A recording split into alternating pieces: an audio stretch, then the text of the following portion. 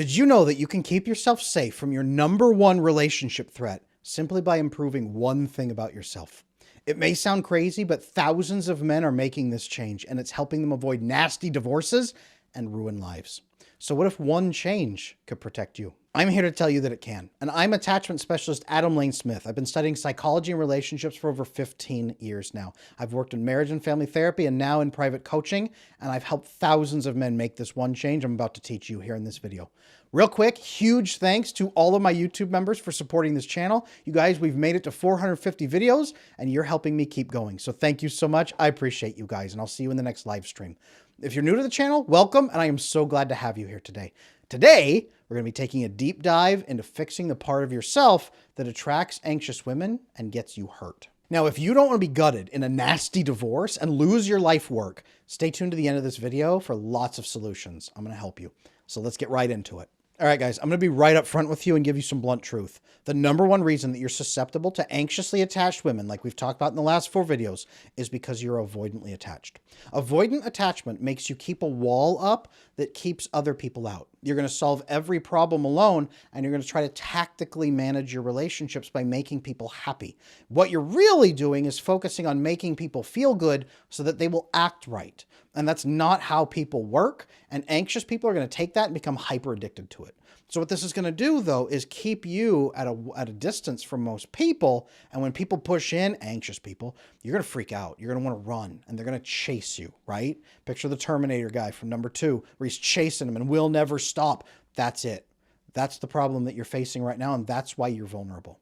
So anxious attachment is attracted to you. And it means that you attract them because they crave people who give them good feelings. They don't believe they can get good feelings in relationships or make it happen without you. You become their drug dealer. So you walk in and you're just like, hey, this is going to be a fun relationship. Hey, look at you. You're taking care of me. You're happy. You're friendly. This sounds pretty cool. I win. You win. Wonderful. Great. Wait, why do you have that gun?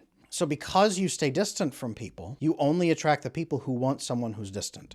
Then they crave your approval because you being distant reminds them of their parent who was distant. And now they need your approval to undo that childhood wound. You, on the other hand, stay away from everybody. So you are going to select out really secure people who won't chase you like this. Now, I've talked in other videos about the 2 different dating pools, right? And how they signal to each other, one by being interesting and the other by being open, transparent, and giving good companionship and cooperation. The being interesting pool is where you're in right now, where you're attracting people who try to be interesting and you try to be interesting back, or you get interest from them. This is a problem because secure people, what they do, they come in and they're very clear about their needs. They want to see right into you and they want to know everything about you. They don't want to get super in close day one and attach, but they want to be able to see through. If there's a wall, they go, whoa, where's that wall coming from? Secure people, they're the ones you want to be around. They're more low drama. They're open with their expectations, really clear. They're also very self-soothing. I'm stressed out. I should take care of myself. No, I got it. It's not your problem. I'll take care of me. They also cooperate during conflicts, right? A problem comes, so they go, hey, maybe you didn't know this is a problem, but it is. Hey, let's take care of this together. Hey, I still want to stay in this relationship with you. I don't maintain it, but how can we work on this together? What can we do to take care of this problem? Hey, you know what? Let's help. They cooperate during conflict instead of, oh, save me, or, oh, this is your fault. They cooperate, but they look for that openness, right? That's key. Now, they also don't demonize you, right? They don't go online and blast stories about how evil you are. They don't alienate you from their children. They don't boil up with constant resentment all the time for you not reading their mind. They don't do all the destructive, toxic things that the anxious people are going to do to you. So the answer here isn't just to constantly worry about anxious people and how they're going to ruin your life. The answer here is to master your attachment, to become secure, and then to attract secure people into your life. This is the answer for you. Learn to attract secure people, switch dating pools, and pull in the people who are going to bond with you right and are going to treat you right. Now, why doesn't everyone just do this? I'm going to be really honest with you. The reason that avoidant people don't just magically do this is because it's terrifying. Opening up to other people is their one worst fear because they have a fear of other people. Somewhere, somebody, usually their parents, taught them that other people are not stable. They're not to be trusted. They taught you that someone would not care about you, or that just people aren't trustworthy, right? They get stressed out and they won't act right. They won't be fair with you. They don't have time to solve your problems. I have coaching clients come in that say, oh, my parents weren't horrible. They just were always at work and I was a latchkey kid. So I just always had to take care of myself. My parents didn't have time for my problems. I had to solve them alone. This teaches you to be avoidant. Other people, my parents were kind of abusive. Not horrible, but I mean, it was there. I just learned that if they were ever angry, man, it was bad news. So I had to constantly keep them happy so they would leave me alone. Hey, you know what? My parents were just unstable. They were like, love, love, love, but then they'd freak out. And I just learned not to trust it. I stayed away from people who talk about love because that's just not good stuff. I hear this all the time from coaching clients. My parents were fine, but, right? They taught me that it's not safe to be close. So avoidant people don't fix this because they have a fear of opening up, fear of other people, fear of rejection, fear of getting hurt, fear of being judged by other people and then having things ripped out of their hands. Someone somewhere taught you that nobody is going to care and no one's going to be fair with you. And then other people confirmed it, right? You've gone through your life and people have mostly confirmed it. Part of that's because you only connect with insecure people who are then going to act badly. Like these anxiously attached people, they're going to keep sealing blood from your neck like vampires.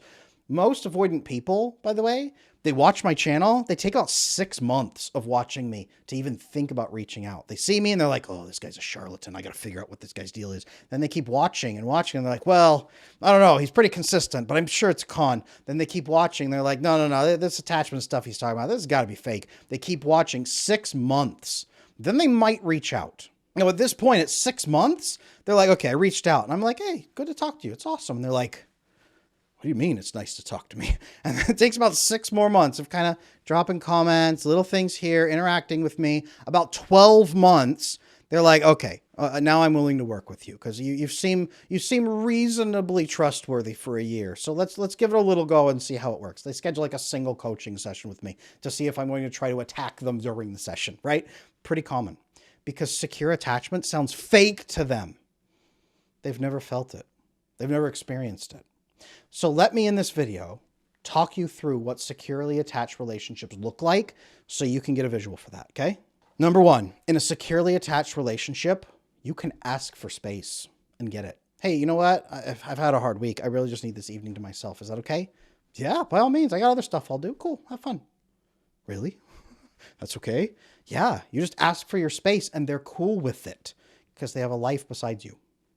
You can also open up without it being used against you. Number 2, you can open up without those things being used to hurt you later. Number 3, you can relax about secret contracts and mind reading. You don't have to constantly be on the lookout. Okay, what are they trying to message me? What are they trying to get through to me that I'm going to miss? They'll just tell you, hey, you know what? I could really use this. Could you do this for me? I'd really appreciate that. Okay. Right? Number 4, you can share your needs. Besides just the space, you can share your needs and get them met. Hey, I'm kind of lonely. I'd love to spend the evening with you. Do you have some time? Yeah, cool. That's great. You're sick, right? And they're like, hey, I'll bring you some soup. They take care of you. They actually care. Number 5, they actually care, you guys. They actually care about mutual fulfillment. It's not all about them. They're not trying to get the best that they can out of you for the minimum price. They really care about you. Number 6 is they take you seriously. You have a problem? They're like, okay, I don't understand it, but if you tell me it's a problem, it's a problem. Let's take care of each other. How can I help? They take you seriously so you don't have to fight tooth and nail. Number 7, they cooperate with you. A problem comes up, they don't go, how are you going to fix this? The problem comes up, they go, whoa, there's an issue here. Cool. We both want to get back to a great relationship. How can we take care of this? What do we do? Here's what I need from you. What do you need from me? Let's fix it, right? Like a reasonable adult. Now, number 8, you can talk about problems without drama. Why would you do this to me? Oh, why are you hurting me? Oh, this is terrible. Oh. And they also don't say, oh, I'm so sorry. It's all my fault. It's just, oh, dang, there's a problem. That sucks. Okay, let's deal with it. Number 9, you can get help when you need it. You can actually ask for help the way you've never have been able to through your whole life. Securely attached people, they're okay with helping. Now, they may not give you the blood out of their veins, but they'll help. And number 10, life is just easier. Life is so much easier when you live this way because you're not playing games. You're not exhausted all the time, you guys. You're not guessing. It's not mind reading. It's just easy. Number 11, bonding is so much easier because your stress is so low. you can just relax and enjoy the connection with them. Solving problems together, by the way, vasopressin bonding, living together and being comfort and relaxing together, oxytocin, both works together. This is why avoidant people, they start really bonding once they meet someone who's more secure. They start really connecting them and like, wow, this is amazing. They start the bonding process. It's so easy because you can trust them. Your quality of life goes way up, you guys, at this point. Way up. And your risk of divorce goes way down. How easy would it be to stay related, to stay in a marriage, if the other person just told you about problems way in advance and worked with you to solve them? By the way, this is how you raise healthy kids. This is how you raise healthy kids in a relationship like this, where they see you living and relating like this, and you connect with them. Both of you connect with them like this. And they're like, oh, this is normal, cool. And they just get their needs met. This is how you have kids grow up healthier than you did. And you won't have that nasty divorce at 20 years and have your life's work destroyed or your kids alienated from you. Things stay stable. Secure people, guys, are the answer. To get there, you need to become secure so you can attract secure people. That's the problem. So at this point, if you're avoidant, you're like, okay, Adam, what are the steps? What can I do to become secure? Got you. A couple of steps. 4 steps really quick. To start this process, first, you have to be aware that attachment exists. Which is easy because you're already aware of it now because these videos should have helped that, right? You're starting to learn. Maybe you believe it. Maybe you're going to take 6 months before you believe it. That's okay, guys. I'm not here to force you, but you're starting to learn. You're starting to be aware that more secure attachment actually exists and the way you're living isn't the only way. So number 2, you're going to start having little small conflicts with people. You're going to push back just a little bit. You're going to push back on things just a little bit. No, you know what? I'm sorry, I can't do that. You're going to stop fluffing everyone around you and have minor conflicts where you disagree, but try to work together. Okay? Number 3, you're going to start sharing your needs just a little bit, like asking for space. Hey, you know what? I need some space. Cool. I just need some space to breathe. You can give a little context. I need some space to breathe because I'm stressed and space helps me not be stressed. You can give a little context. Avoidant people are like, tight to the vest, never share context. Give a little context, share some needs. Number 4, open up to one human being, one person, you guys, that you trust. Maybe you can explain how you manage other people because you're afraid of getting hurt. Maybe you get a little accountability for that. Maybe you open up about what kind of relationship you'd like to have. Maybe you open up about this video a little bit. Maybe you just open up and say, dang, I learned something weird the other day. I think I have maybe this thing called avoidant attachment. Have you ever heard of it? Like, do you think it's real? Like, I don't know. Is this guy fake? Watch this video. These 4 steps right here, you guys, this can start the process. Now, I will remind you that experiences count for everything. Thinking, this is the trap. Thinking is not going to get you there. Most people stay stuck because they think and think and think and think. Oh, I could do that. I could do that. I could do that. And they're trying to think their way through it. Experiences count for everything because your attachment formed from experiences.